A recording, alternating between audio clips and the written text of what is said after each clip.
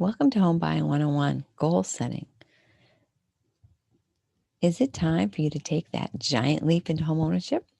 Before you spend hours online cyber stalking your dream home, take a few minutes to think about what's really important to you. So, what do you want the house to do for you? Is this just a way to build some equity and stop paying rent? Or do you need more space for your growing family or growing business? Are you wanting to simplify and right size? Knowing how long you expect to live in the home can help you be more strategic about your purchase. For example, if you expect to buy a bigger, better house within a few years, buying in a place where it's easy to rent can give you more options when you're ready to move up. A growing family will need lots of storage, a yard, and a great school system, etc. How big? The easiest way to figure out how big of a place you need is to look at where you're living now. If you're living with your parents in your childhood bedroom, you might think you can add a kitchen and living room to that footprint and be happy. But don't forget the stuff you have in the basement, attic, garage, etc. Also, remember, your life may look different when you're out on your own. My friend Susan needs a whole closet just for holiday decorations. I mean, do you ski, kayak, cycle, play hockey, collect Star Wars figurines? All these things take up space. So remember that when you're house hunting. Where? It is normal for people to look for a home near where they live now or where their friends live. And that can be great, but make sure you're not limiting yourself or forcing yourself into an area that's a little more expensive than what you really can afford. If you can, take a tour of the local area, like spend a whole weekend in each of the towns within, say, a 20-minute drive of where you think you want to live. Try out the restaurants, walk and drive the streets, window shop, talk to some people working outside or whatever, and just try to get the vibe of the place. I mean, it might be different than what you thought you knew about the area. I know one Boston suburb used to be all about young single people who are all active and outdoorsy. And, you might remember that about that place and you might have the idea that that's the place to go. And then you go buy a condo there and you find out that all those young single neighbors that you thought you'd be meeting and joining for bicycle tours around Paris, around the France, they've all paired up and they're having kids.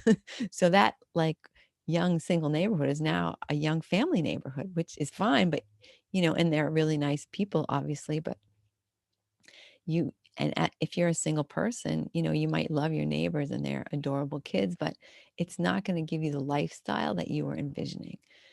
I mean, do you know that you want to live in the city? I mean, that can be a great choice for some people. There's like no commuting, tons of places to eat, go, and experience. But just realize that you're sacrificing space, inside and outside space, compared to what you can get for the same money in the suburbs.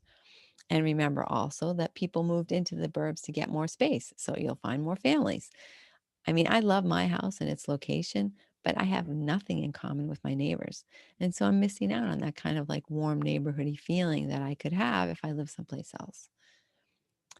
And then how much do you want to pay? I mean, you should have some idea as to how large of a monthly payment is comfortable for you.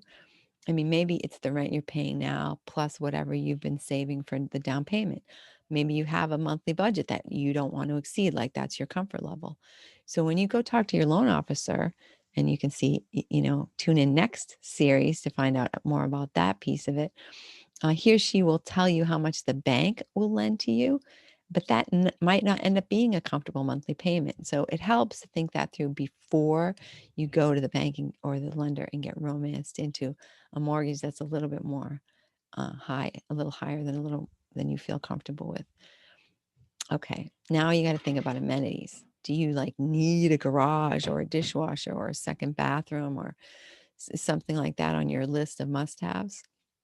Make a list of things that you are not willing to sacrifice and make sure that all of those things go into your initial search, when you set up your search criteria.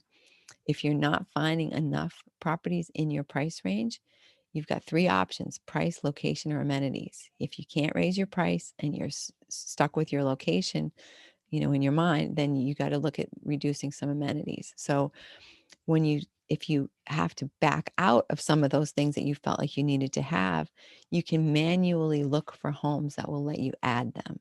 So do that sort of strategically. So obviously adding a dishwasher is probably going to be easier than adding a second bathroom, which is even easier than adding a garage. So Obviously you want to remove the dishwasher first and then, work your way through your list of amenities until you find a few places that are in your price range. I like on the initial search, I like people to find at least 25 homes that match their criteria so they can sort of have a chance to do like a deeper dive into them and find out some other stuff that's important that they might not have thought about.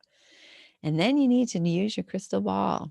So even if you're buying with the idea of selling in 5 years, something might change that makes that impossible or unattractive. Or, maybe you need to move sooner. So it's great if you can buy a place that has future options. For example, if you know that you're going to need more space in 5 years, buy a house that will allow an expansion into the attic or to put an addition on. You can buy a single family home in an area zoned for two family. And that way, if you need to sell, if you can't sell when you're ready to move, you could always convert it to a two family and rent the units or sell them as condos. Do like a house hack. The more options that you leave yourself, the better off you are. Try to use a spreadsheet or even graph paper to track your goals. And remember to check in with them each time you think you've found the house. This might seem obvious, but believe me, buying a house is such an emotional experience that you can lose all sense of reason. I sometimes have to point out to clients that there was virtually no closet space in a home that they thought they loved or that it needed a ton of work, but they didn't see that past the beautiful, decorating job that they did. So it helps to have a real estate agent or at least a family member by your side to help to keep you on track to your goals. Let me know how I can help and tune in next week for the next installment, which is getting pre approved.